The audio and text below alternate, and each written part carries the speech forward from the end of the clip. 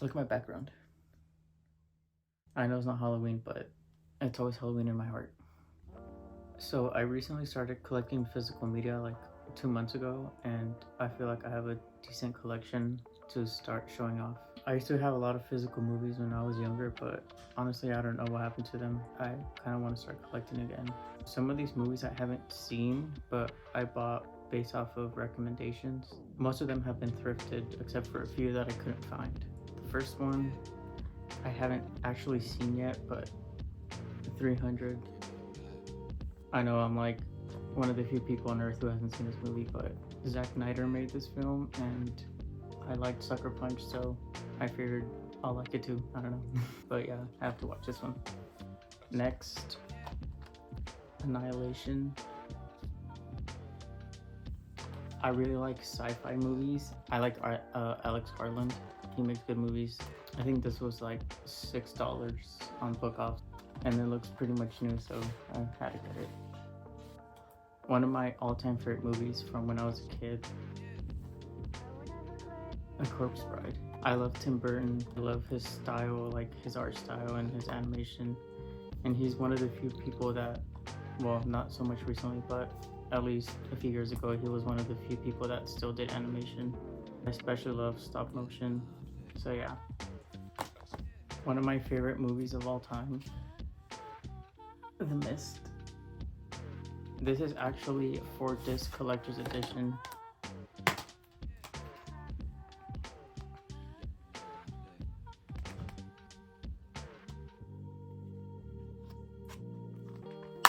It has the regular version and the black and white version. It was supposed to be the original.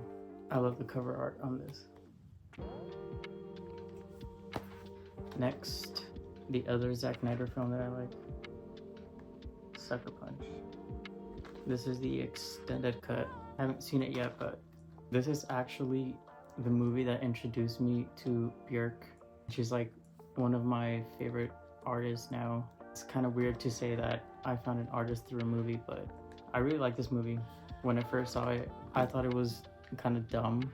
It was very experimental. I don't know why, after watching it a couple more times, I really liked the art direction, and I don't know, I kind of started to appreciate like artistic movies a lot more, so this is a good one.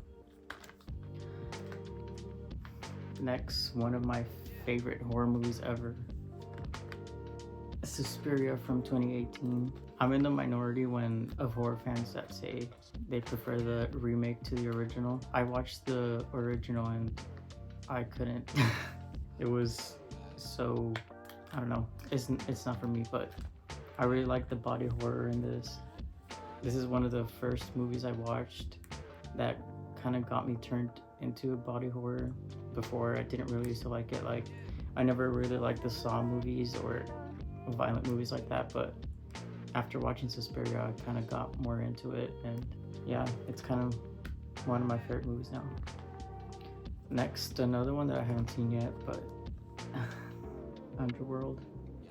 I'm not really sure what this is about. I think it's about vampires, and I like vampires, so I figured I'd get it. I think it was like $3. The reason that I buy Blu-rays and stuff is because most of them have some kind of special features that you can't really find anywhere else. I prefer that, having like a physical copy over a digital copy because of that. Like, you don't really get special features with digital copies. So I think it's another reason to keep buying physical media. Okay, next, this is actually a 4K. Everything Everywhere All at Once. This is one of the greatest movies that has come out in recent years, I think. Look at the cover. This was like $15 or $16, I think, from Book Off as well. I saw this movie twice in theater. It's been a really long time since I've seen a movie where I thought it was perfect, like 10 out of 10, A+. If you haven't seen it yet for some reason, watch it. Next, another movie that probably is controversial to like, Darren Aronofsky's Mother. This movie is not everyone's cup of tea. I remember when I saw it in the theater, it was such a visceral experience. I was debating walking out of the theater, not because it was a bad movie, but because this gave me so much anxiety. I remember I couldn't breathe. I was like, I had to look away from the screen for a bit and catch my breath. It was one of the very few movies that has ever affected me in theaters. At first, I kind of was confused and I didn't know what to think of it, but after sitting with it and seeing the online discourse about it, kind of got me more into the story and Darren Aronofsky actually as a filmmaker. After seeing this, I went back and saw his older movies like Requiem for a Dream and Black Swan. I hadn't seen those movies before, but after watching Mother, I kind of started getting more into his work. Yeah, this is a great movie. I've never seen it, and you like artistic movies, this is a good one to watch. Keeping the Jennifer Lawrence theme going on, have Mockingjay Part 1. I'm actually a fan of the Hunger Games movies. I saw the first two when they came out, and then I don't know why I didn't watch Mockingjay Part 1 or Part 2, but I decided to get back into them, so I got this one book off. I thought it was like $3, so I bought it. And look, it has Marjorie from Game of Thrones. I didn't know that when going into it. That was a fun surprise.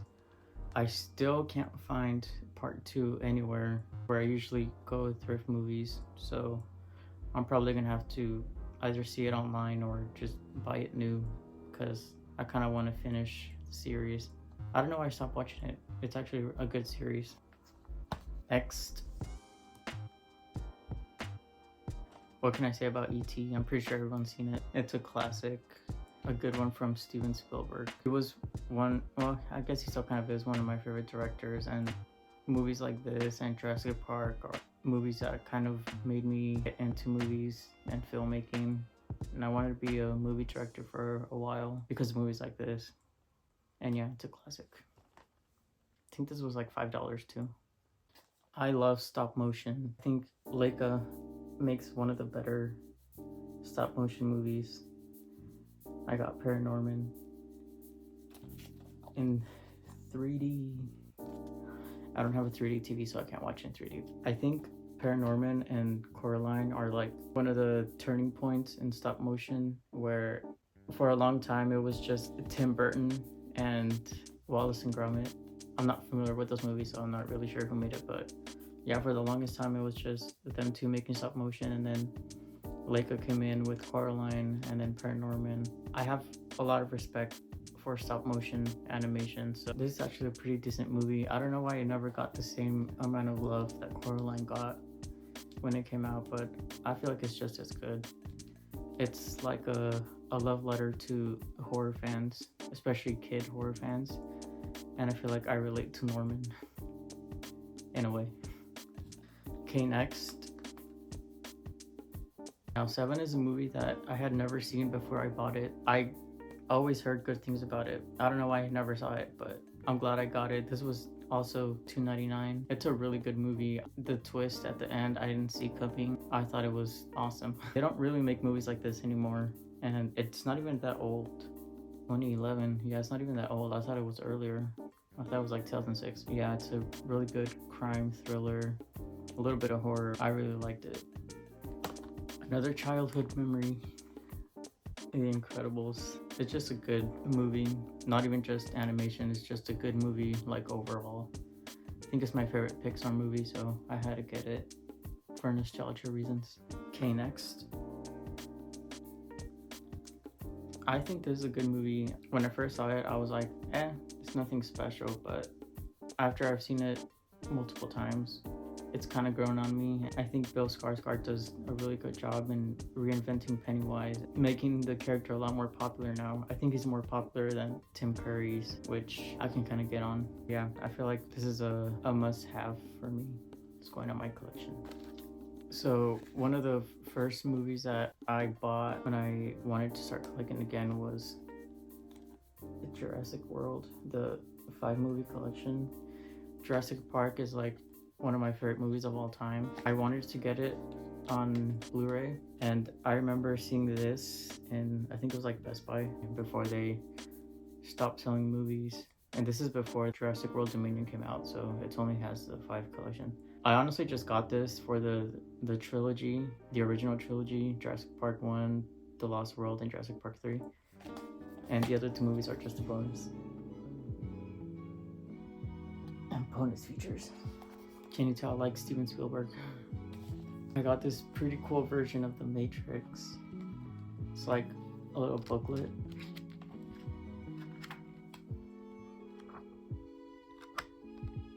It has like, it gives you background on all the actors, which I thought was pretty cool. I think this was also like $7. So I like the reflective cover. It looks cool. Okay, next, Midsummer. Ever since Hereditary, I've really been paying attention to Ari Aster, and so far he hasn't made a movie that I don't like. Beau is Afraid is kind of not one of the better movies that he's made, but I still think it's good.